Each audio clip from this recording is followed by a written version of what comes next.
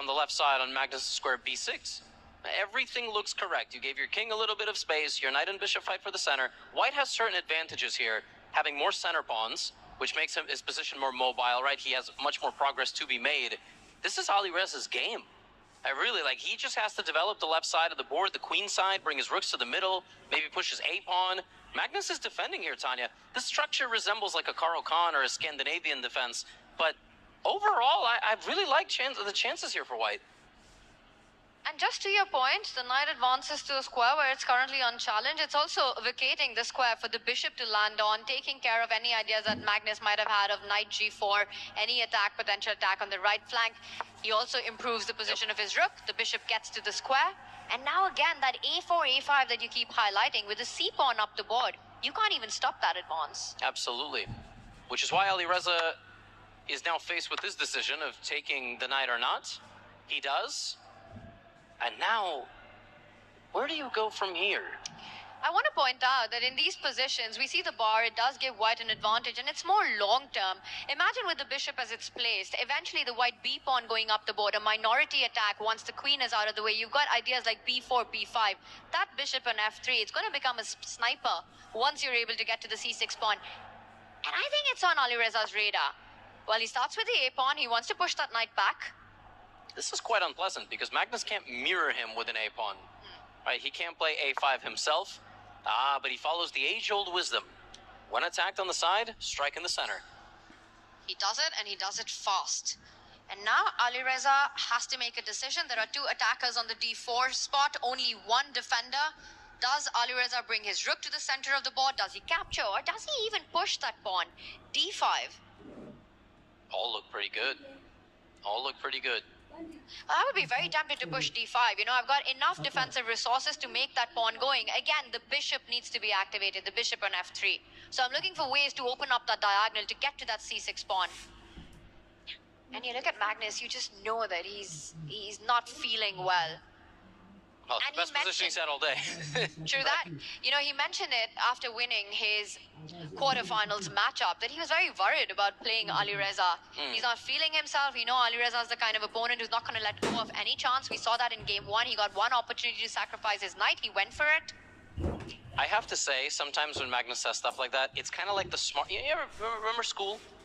Remember when the smartest kid in class would say, "Oh, I didn't even study for the test," and get the best grade? Shut up, all right? Like, seriously. I mean, I don't like to play ALIREZA. I just beat him in the finals like 4 times in a row. I mean, like, look, we get it. Like, Magnus has to be sick, or he has to be off form, right? But when he's at his best, he's the man to beat. If I can have an analysis board, please, I would like to pull up how difficult it was in that last position to push forward. Tanya, how about this? In this position, the way White gets the advantage is not to attack the knight. It's to trade it. Oh, wow. And the idea is that this is now very challenging for Black to play, because if he goes for the same concept, there's rook to c5, very positional, very Lazovic-esque, Lazov-esque, or however you would say it. That's the way you were supposed to play, which is weird because it was the target the entire time. How do you just go and trade it off and just slowly advance on the queen side? Instead, we have complete chaos, which is normal when we have Magnus ALIREZA. It's what we want, but that was a beautiful idea that you pointed out, just playing against Black, getting free with the central break. But there's a central break that ALIREZA does go for. d5, again, this bishop on f3. Keep an eye, watch out for that bishop. It's about to get really strong in the position. I'm expecting a bunch of trades on that d5 square. You take everything? Yeah, what do? You take once? I mean, you have to take. Maybe you don't have to take, but you likely have to take this pawn with Black.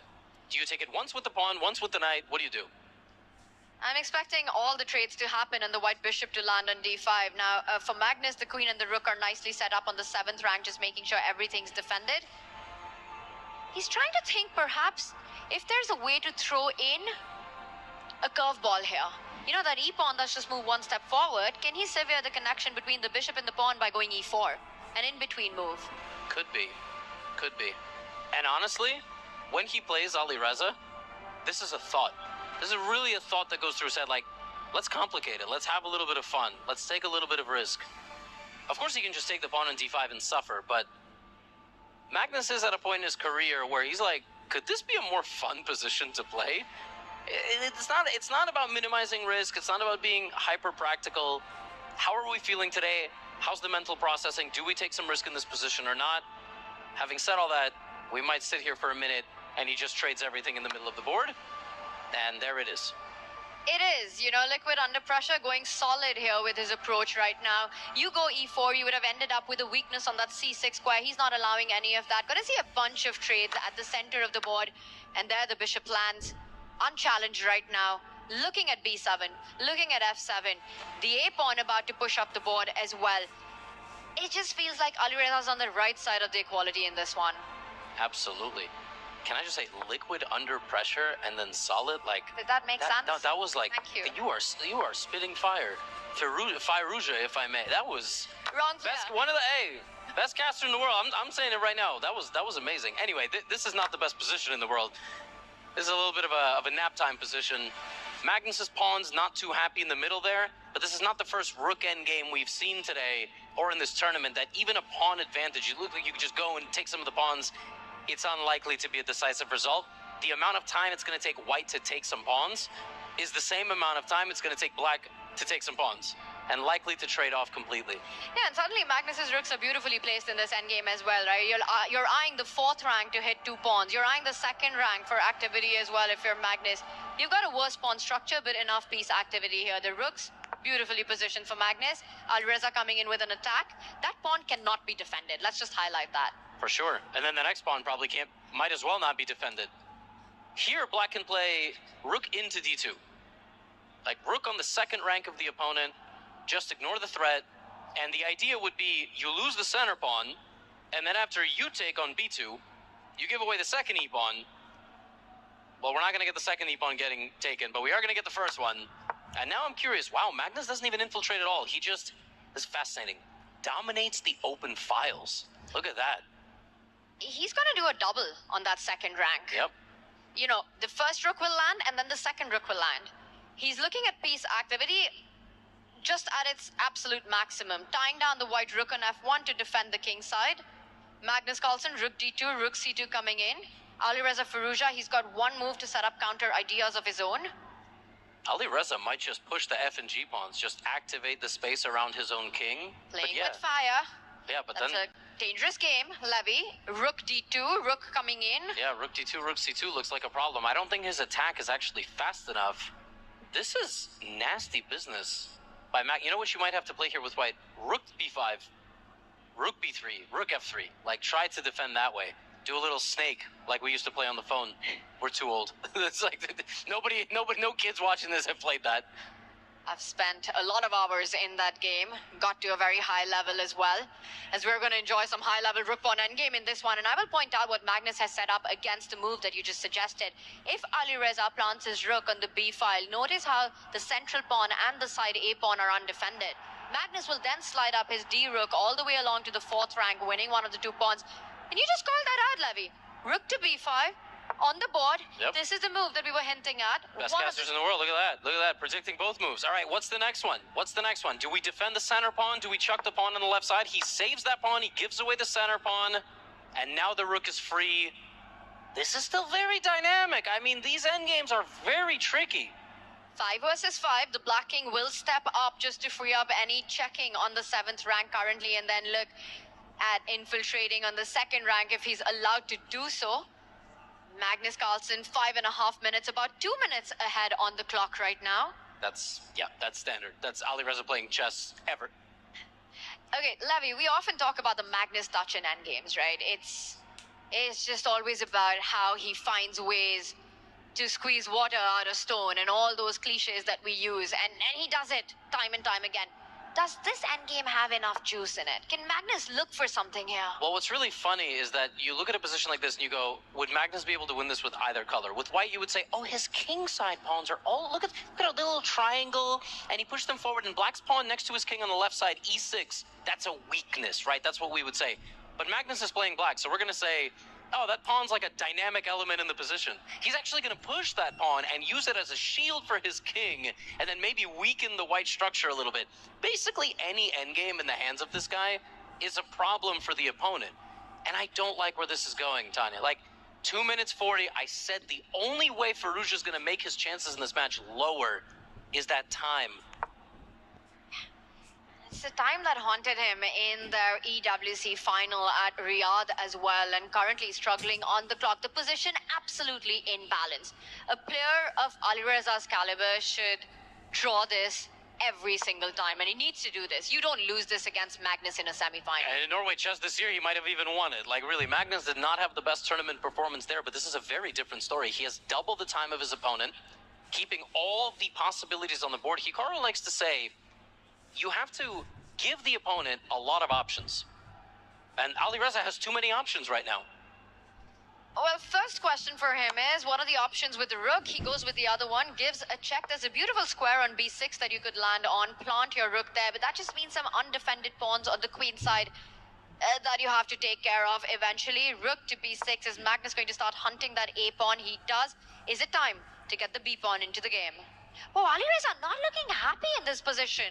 No. You've got the better pawn structure. It's a rook pawn endgame. Why? No. He has to chuck a pawn. He's chucking the pawn, and he's going to go rook to e3. There was a checkmate. There was a checkmate in that position. We've got to show that why that pawn could not have been defended. A beautiful line. Magnus had set this up. Watch and enjoy this. If you went b4 in this position, it's game over. Look at that bar shoot down. Rook check, rook checkmate. I mean, just water. That's crazy. How do you do? How do you spot magic? This? How does this happen in a rook and pawn endgame? Well, it's magic, MAG, and it's fire, right? That's really what we're looking at. I didn't know. I was looking at it like, what am I missing? And there you go. Now, somehow ALIREZA still makes it here, but he's got 1:40. Now, will Magnus go for king and rook versus king and rook flag? That'll be really funny, because that could happen. Wow. Magnus Carlsen is about 2.5 minutes up on the clock right now. He first makes sure that the 2 versus 3 are taken care on that right side. The rook looking at b2. I will say one thing, Levy. If the b and the a pawn go off the board, that would be handshakes. Even now, right? Because we could have a repetition right here. We could. The king could slide over, hit the rook. The rook goes back where it came from. The king comes back. A back and forth. Or is Magnus actually ambitious in this endgame? That would be quite the statement. Surely not. 1:32 is like 10 hours. You know, we talk about like dog years, like 1 and 7. Oh, and maybe. I was gonna say, ALIREZA, this is oceans of time, but Magnus is investing in his outside pawn. He is. He's placing all his bets on that pawn right now, because g5 is about to come under attack as well. If you're ALIREZA Firouja, he first gives a check. Is Magnus gonna step far away? He does. Oh, Tanya, this is bad. This is very bad. This is vintage Magnus winning an endgame with the opponent under time pressure. This is... If Magnus wins this, I would have seen everything. And then I'd see another game and be shocked. That just brings his king. But maybe it's not so easy to bring the king, because you're always under threat somehow of losing your pawns. So if you're Magnus Carlsen, you need the black king to assist that a pawn. You have to step it up the board on the C line, on the B line, and start marching up the board. Meanwhile, ALIREZA has to create counterplay where his majority lies. And he's going to try to push. He's going to push, and then he's going to break through. That's the most important thing. He's going to try to get a pass pawn on the right side of the board. I don't think he has time to run his king all the way to the left, but Magnus is grimacing himself because he doesn't exactly have a solution in this position. And Magnus is calculating what happens when he gets his king closer to that black rook. The problem is that his pawns on that right flank, both of them extremely weak and tender. And Magnus goes for that plan. He's going all in this endgame. Maybe you can play pawn to f4 here. But that's very committal. Yeah, absolutely. No, I know, but... And 1 minute. It's under 1 minute for ALIREZA. He's in bullet territory now. He has to. I don't think... Yeah, okay, plays a little passively, but now it's very important here. Does Magnus just give that pawn?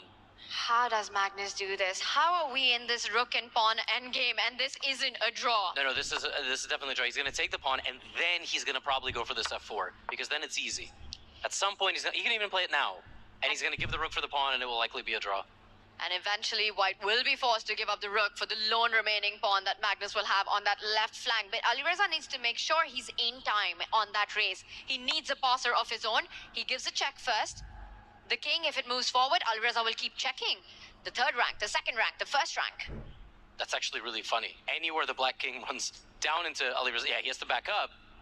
You got to play for a win. You got to go back. If you're Magnus Carlsen right now, the a pawn ready to push itself if it's allowed. I think ALIREZA's in panic mode. He has 20 seconds on the 20 clock. seconds. There's no increment in this, and you can see it on him. He's about to get flagged in this position. Yeah, he's gone F4, and he's got 16. Rook back. Levy. I don't think ALIREZA saves this. No, not with this amount of time. No, we're gonna get into flagging territory here. 2.5 minutes for Magnus. How many times we've seen him do this? It's just unbelievable. But this isn't even Magnus. I mean, I gotta say, this is all ALIREZA, right? Magnus looking for ways to complicate it and make the decisions challenging, but 13 seconds. I don't think... Is he gonna flag him? ALIREZA's mouse skills are from another planet, but I don't know if it's gonna be enough. Is he gonna... No, there's no way. Hey, you can't even flag here. They're both gonna trade all their pieces, right? Yeah, because the Black Rook will be forced to give itself as well, and Magnus is about to do it, and it ends in a draw with 7 seconds remaining for ALIREZA. What a game. Whew. Intense stuff. I think we can all take a breath. ALIREZA 7 seconds remaining against 210, but he found the cleanest cut. Like, he found the way that there was really nothing Magnus could do. Only way to flag there is to keep the rook on the board and give checks, even allow the opponent to make a queen, but that would be extremely humiliating if you do all of that and then you lose. And Magnus, I don't think he's really in the business of doing that. I think he wants to play really high-level chess. If he had a flagging chance, maybe he would have taken it. But so far, 2 draws and very tense games. I have to say, Tanya, the second game was made tense by the fact that ALIREZA just doesn't make a move. Like, he didn't have to get us that stressed. This has been the most impressive part about watching ALIREZA over the years. When he's got time on the clock, you can see a bit of uncertainty in him. You can see the hesitation when he makes a move. But down on those seconds, it's beast mode ALIREZA. He's unstoppable. I don't even know how many moves he can get in with 5 seconds on the clock. It just feels like it's always going to be enough. And Magnus Carlsen, he pushed. He tried hard in that one. He meaning ALIREZA and Nihal are the 2 best time scramble